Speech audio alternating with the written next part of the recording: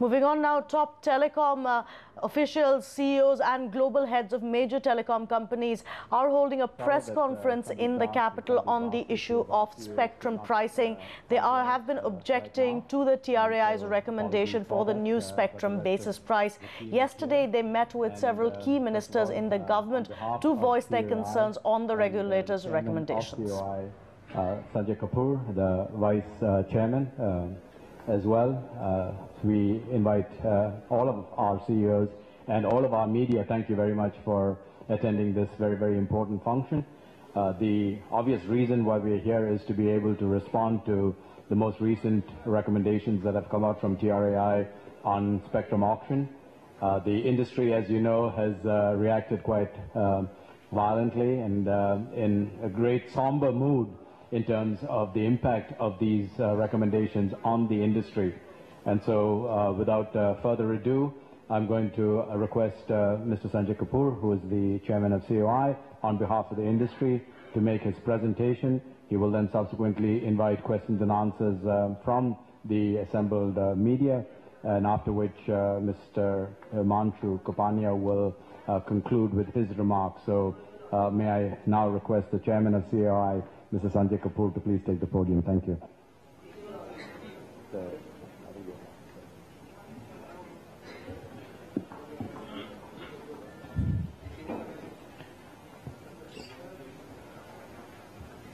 A very good afternoon, ladies and gentlemen, and my very own warm welcome to all of you. It's indeed an important discussion this afternoon that we want to have with you. Amidst uncertainty and sustainability issues, I think we probably have had the most destructive regulatory environment that probably many of us who've been long enough in this industry faced virtually since inception. However, today's objectives are around the point of view and concerns on the TRAI recommendations on spectrum auctions. We have said that the recommendations are flawed and retrograde, regressive and uncertain in a fashion that, if accepted, will irretrievably harm consumer interest. And we believe that they ring the death knell for the Indian telecommunication industries and also lead to prolonged disputes and litigations if we do not lead to an amicable solution. However, the members of COI are encouraged by the response of Telecom Commission to seek clarity from TRAI on its recommendations. I have a short presentation where I'm wanting to make the points expressed by COI on this matter, which I wish to share with you in a logical fashion. I'm sure this needs not much of introduction to all of you. You're aware that India today carries 8.73 billion minutes every day, which is every 5th minute produced anywhere in the world happens in your country. Also, with 911 million customers, we are the second largest telecom market in the world, and I think together we've created a poster boy of the Indian industry. We provide employment to about 10 million people, and the Sullivan and PwC estimates suggest that about 2.8 million are direct employments and about 7 million indirectly employed. Also, to just provide some focus and attention, the amounts that we have contributed during the fiscal 2011 to the national exchequers is about 34,000 crores, which is approximately 3% of total government revenues.